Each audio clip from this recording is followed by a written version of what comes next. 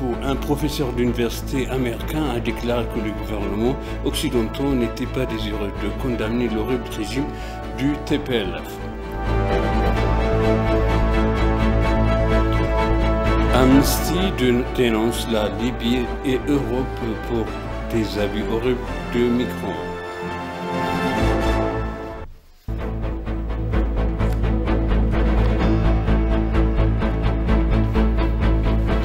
Bienvenue chers téléspectateurs sur EBC, c'est moi Zalal Amourkran avec le journal. Le Premier ministre a fait un communiqué qui se lit comme suit. L'ennemi auquel nous sommes confrontés est l'ennemi du concert de l'Éthiopie. Mais la junte est déracinée pour qu'elle ne repousse pas. On peut réaliser ceci si nous travaillons tout dur pour nous. En débarrasser.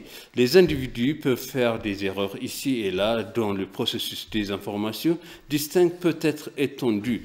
Nous pouvons avoir un débat axé sur les objectifs. En tout cas, cela n'efface pas nos objectifs. Des enfants éthiopiens de toute horizon ont décidé de renverser le plan de la junte. C'est une victoire en soi. Les enfants éthiopiens ont identifié leurs ennemis. Ils savaient quoi faire d'eux, et ils le faisaient. Les forces qui menacent notre unité font tout ce qu'elles peuvent pour nous diviser. Elles veulent que nous les quittions des yeux et que nous les posions sur notre propre peuple. Nous ne le ferons pas jamais. Nous travaillons d'arrache-pied pour déraciner les mauvaises herbes. Mais lorsque nous arrachons les mauvaises herbes, nous faisons de notre mieux pour ne pas blesser le blé. Dans notre pays, les mauvaises herbes sont arrachées. Les enfants éthiopiens le font aussi.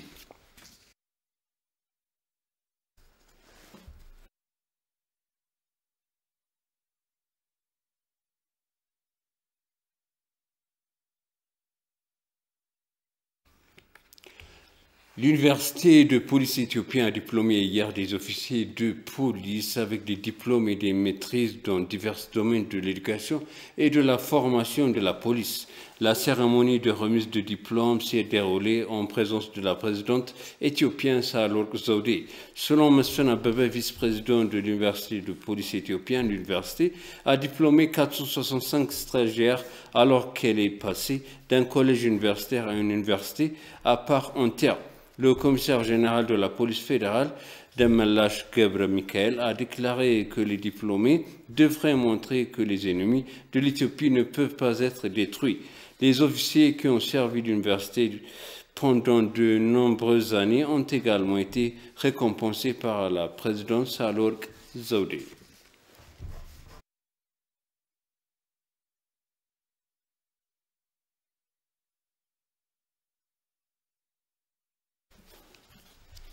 Le vice-premier ministre et ministre des Affaires étrangères Damagra Makonnen a rencontré vendredi le sous-secrétaire général de l'ONU pour le département de soutien opérationnel Atwal Kari.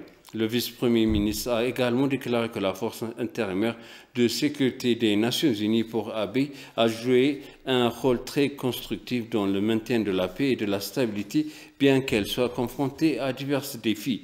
Demega a également exprimé la déception de l'Éthiopie face à la récente lettre envoyée par le sénateur Mendes au SNU qui ne reconnaissait pas la contribution des forces de maintien de la paix éthiopiennes qui servent à maintenir la paix et la sécurité. Il a assuré le secrétaire général du soutien continu de l'Éthiopie à l'ONU, tandis qu'Actuel de la côté a apprécié le rôle de l'Éthiopie dans la mission de maintien de la paix à l'ONU.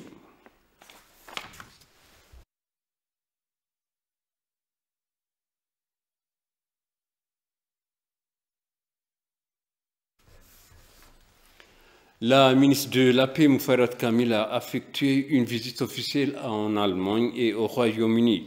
Au cours de sa visite, elle a informé le vice-ministre allemand des Affaires étrangères, Miguel Berger, le ministre britannique des Affaires étrangères, James Dundring, et d'autres hauts fonctionnaires des affaires courantes. Elle a déclaré que les décisions du gouvernement éthiopien de mettre fin au cessez-le-feu unilatéral visaient principalement à sauver la population du Tigray d'une nouvelle crise humanitaire et à prévenir les pénuries alimentaires dans les années à venir au-delà de la saison agricole. Elle a déclaré que plus de 400 000 quintaux de nourriture, d'articles non alimentés et de carburant ont été stockés dans des entrepôts. Elle a également déclaré que l'aide humanitaire est toujours fournie par l'intermédiaire de 6 partenaires humanitaires sélectionnés. Mufareh a souligné que la communauté internationale devrait comprendre la position destructive du TPLF et la condamner ouvertement. Elle a remercié pour leur soutien et les a appelés à continuer de le faire.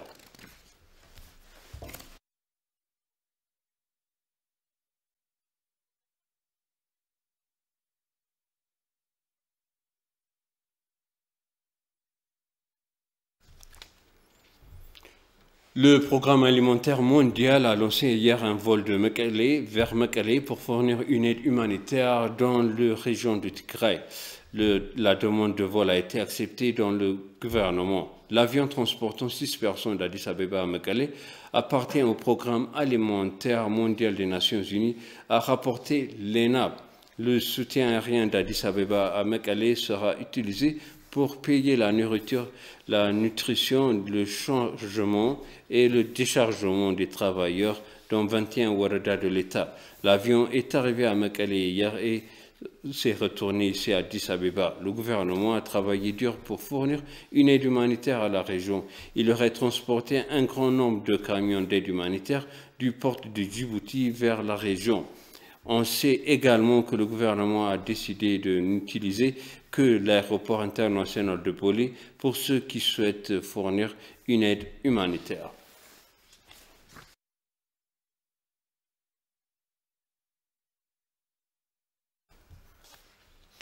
Le groupe terroriste TPLF a étendu son offensive contre la communauté pastorale d'Afar dans la zone frontalière avec la région de Tigray. À la suite de l'offensive terroriste, l'État régional d'Afar a déclaré que les forces de sécurité de la région dans la communauté pastorale d'Afar, le gouvernement régional et d'autres forces de différentes parties du pays défendaient l'offensive du groupe terroriste. Le gouvernement régional a également appelé tous les Éthiopiens à mettre fin au groupe terroriste TPLF.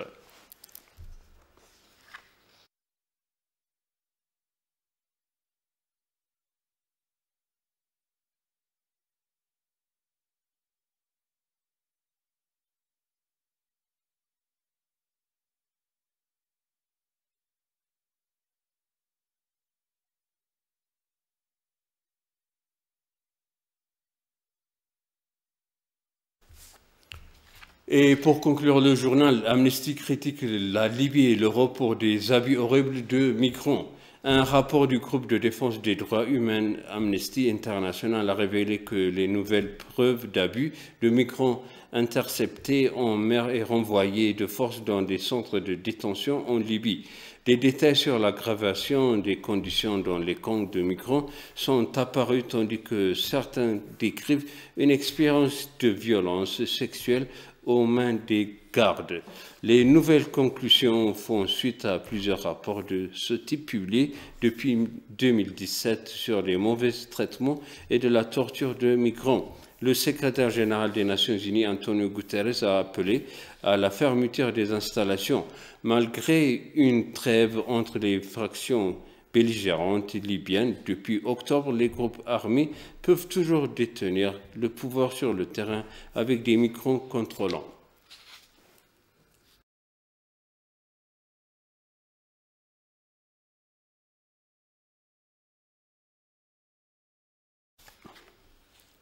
Je vous rappelle les titres principaux. Un professeur d'université américain a déclaré que le gouvernement occidental n'était pas désireux de condamner l'horrible régime du TPLF.